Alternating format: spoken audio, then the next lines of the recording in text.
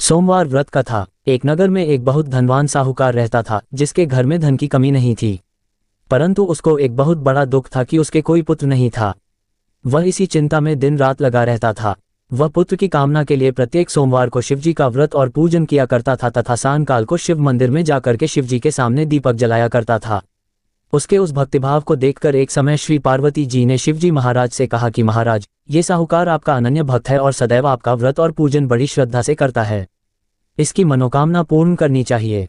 शिवजी ने कहा, हे पार्वती, ये संसार कर्म क्षेत्र है। जैसे किसान खेत में जैसा बीज बोता है वैसा ही फल काटता है, उसी तरह इस संसार में जैसा कर्म करते हैं वैसा ही फल भोगते हैं।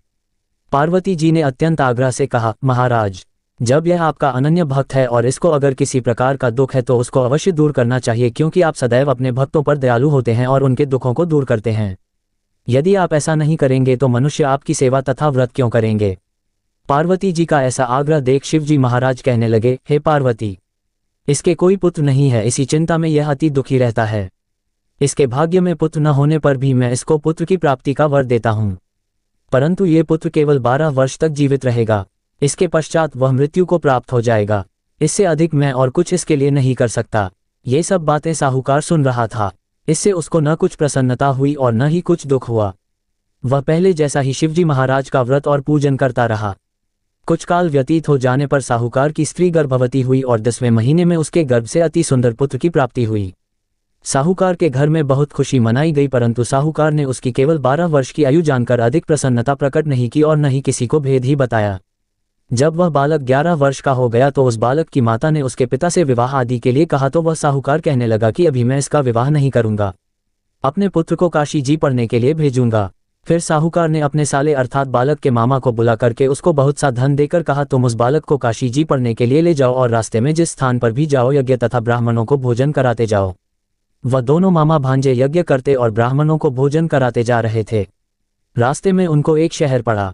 उस शहर में राजा की कन्या का विवाह था और दूसरे राजा का लड़का जो विवाह कराने के लिए बारात लेकर आया था वह एक औक से काना था। उसके पिता को इस बात की बड़ी चिंता थी कि कहीं वर को देख कन्या के माता पिता विवाह में किसी प्रकार की अड़चन पैदा न कर दें। इस कारण जब उसने अति सुंदर सेठ के लड़के को देखा तो मन में विचार किया कि क्यों न दरवाजे के समय इस लड़के से वर का काम चलाया जाए। ऐसा विचार कर वर के पिता ने उस लड़के और मामा से बात की तो वे राजी हो गए। फिर उस लड़के को वर के कपड़े पहना तथा घोड़ी पर चढ़ा दरवाजे पर ले गए और सब कार्य प्रसन्नता से पूर्ण हो गया। फिर वर के पिता ने सोचा कि यदि विवाह कार्य भी इसी लड़के से करा लिया जाए तो क्या बुराई है। ऐसा विचार कर लड़के और उसके मामा से कहा, यदि आप फेरों का और कन्यादान के काम को भी करा दे तो आपकी बड़ी कृपा होगी और मैं इसके बदले में आपको बहुत कुछ धन दूंगा। तो उन्होंने स्वीकार कर लिया और विवाह कार्य भी बहुत अच्छी तरह से संपन्न हो गया। परंतु जिस समय लड़का जाने लगा तो उसने राजकुमारी की चुंदड़ी के पल्ले पर लिख दिया कि तेरा विवाह तो मेरे साथ हुआ है, परंतु जिस राजकुमार के साथ तुमको भेजेंगे वह एक औक से काना है और मैं काशी जी पढ़ने जा रहा हूँ। लड़के के जाने के पश्चात उस राजकुमारी ने जब अपनी चुंदड़ी पर ऐसा लिखा हुआ पाया तो उसने राजकुमार के साथ जाने से मना कर दिया और कहा कि यह मेरा पति नहीं है, मेरा विवाह इसके साथ नहीं हुआ है, वह तो काशी जी पढ़ने गया है। राजकुमारी के माता पिता ने अपनी कन्या को विदा नहीं किया और बारात वापस चली गई। उधर सेठ का लड़का और उसका मामा काशी जी पहुंच गए। वहां जाकर उन्होंने यज्ञ करना और लड़के ने पढ़ना शुरू कर दिया। जब लड़के की आयु 12 साल की हो गई उस दिन उन्होंने यज्ञ रखा था कि लड़के ने अपने मामा से कहा, मामा जी आज मेरी तबीयत कुछ ठीक नहीं है। मामा ने कहा, अंदर जाकर सो जाओ। लड़का अंदर जाकर सो गया और थोड़ी देर में उसके प्राण निकल गए। जब उसके मामा ने आकर देखा तो वह मुर्दा पड़ा है तो उसको बड़ा दुख हुआ और उसने सोचा कि अगर मैं अभी रोना पीटना मचा दूंगा तो यज्ञ का कार्य अधूरा रह जाएगा। अतः उसने जल्दी से यज्ञ का कार्य समाप्त कर ब्राह्मणों के जाने के बाद रोना पीटना आरंभ कर दिया। संयोगवश उसी समय शिव पार्वती जी उधर से जा रहे थे। जब उन्होंने जोर जोर से रोने की आवाज सुनी तो पार्वती जी कहने लगी, महाराज, कोई दुखिया रो रहा है, इसके कष्ट को दूर कीजिए। जब शिव पार्वती ने पास जाकर देखा तो वहां एक लड़का मुर्दा पड़ा था। पार्वती जी कहने लगी, महाराज ये तो उसी सेठ का लड़का है जो आपके वरदान से हुआ था। शिवजी कहने लगे, हे पार्वती, इस बालक को और आयु दो नहीं तो इसके माता पिता तड़प तड़प कर मर जाएंगे। पार्वती जी के बार बार आग्रह करने पर शिवजी ने उसको जीवन वरदान दिया और शिवजी महाराज की कृपा से लड़का जीवित हो गया। शिवजी और पार्वती कैलाश पर्वत को चले गए। तब वह लड़का और मामा उसी प्रकार यज्ञ करते तथा ब्राह्मणों को भोजन कराते अपने घर की ओर चल पड़े। रास्ते में उसी शहर में आए जहां उसका विवाह हुआ था। वहां पर आकर उन्होंने यज्ञ आरंभ कर दिया तो उस लड़के के ससुर ने उसको पहचान लिया और अपने महल में ले जाकर उसकी बड़ी खातिर की साथ ही बहुत से दास दासियों सहित आदरपूर्वक लड़की और जमाई को विदा किया। जब वह अपने शहर के निकट आए तो मामा ने कहा कि मैं पहले तुम्हारे घर जाकर खबर कर आता हूँ। जब उस लड़के का मामा घर पहुंचा तो लड़के के माता पिता घर की छत बैठे थे और यह प्रण कर रखा था कि यदि हमारा पुत्र सकुशल लौट आया तो हम राजी खुशी नीचे आ जाएंगे, नहीं तो छत से गिरकर अपने प्राण खो देंगे। इतने में उस लड़के के मामा ने आकर यह समाचार दिया कि आपका पुत्र आ गया है, तो उनको विश्वास नहीं आया। तब उसके मामा ने शपथपूर्वक कहा कि आपका पुत्र अपनी स्त्री के साथ बहुत सारा धन साथ लेकर आया है। तो सेठ ने आनंद के साथ उसका स्वागत किया और बड़ी प्रसन्नता के साथ रहने लगे। इसी प्रकार से जो कोई भी सोमवार के व्रत को धारण करता है अथवा इस कथा को पढ़ता या सुनता है उसकी समस्त मनोकामनाएं पूर्ण होती हैं। चलो इसी में दूसरी कथा सुनाते हैं। किसी नगर में एक धनी व्यापारी रहता था। दूर दूर तक उसका व्यापार फैला हुआ था। नगर के सभी लोग उस व्यापारी का सम्मान करते थे। इतना सब कुछ संपन्न होने के बाद भी वह व्यापारी बहुत दुखी था, क्योंकि उसका कोई पुत्र नहीं था, जिस कारण अपने मृत्यु के पश्चात व्यापार के उत्तराधिकारी की चिंता उसे हमेशा सताती रहती थी।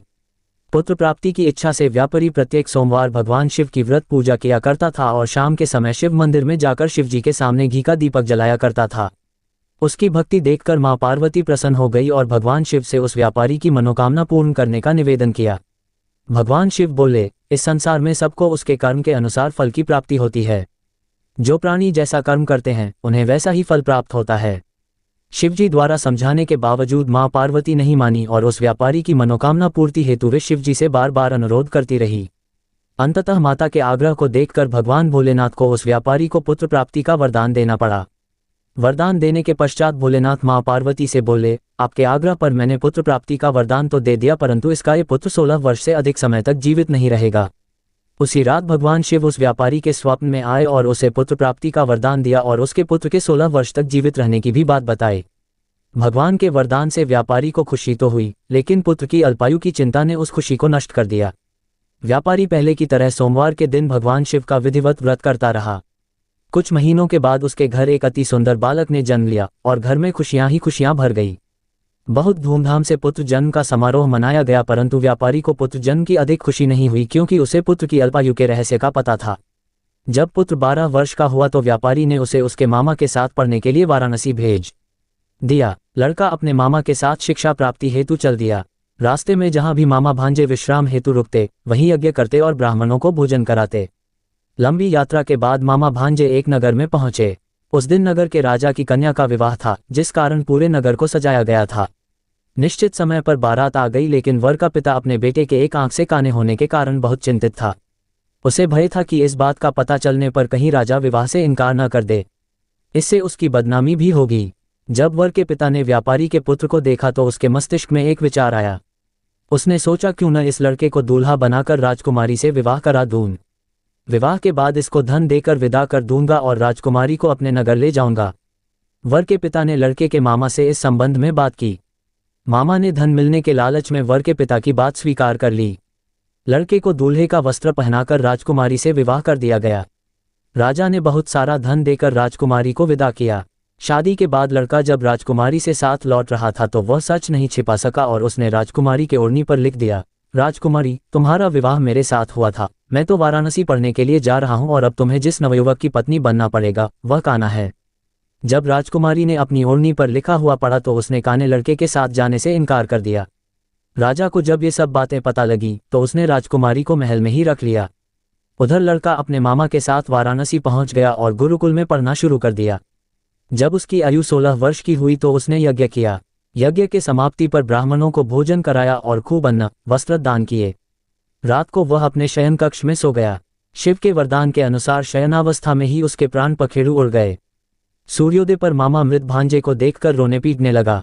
आसपास के लोग भी एकत्र होकर दुख प्रकट करने लगे। लड़के के मामा के रोने विलाप करने के स्वर समीप से गुजरते हुए भगवान शिव और माता पार्वती जी ने भी सुने। माता पार्वती ने भगवान से कहा, प्राणनाथ, मुझे इसके रोने के स्वर सहन नहीं हो रहे, आप इस व्यक्ति के कष्ट को अवश्य दूर करें। भगवान शिव ने माता पार्वती के साथ अदृश्य रूप में समीप जाकर देखा तो भोलेनाथ माता पार्वती से बोले, ये तो उसी व्यापारी का पुत्र है जिसे मैंने 16 वर्ष की आयु का वरदान दिया था। इसकी आयु पूरी हो गई है। मां पार्वती ने फिर भगवान शिव से निवेदन कर उस बालक को जीवन देने का आग्रह किया।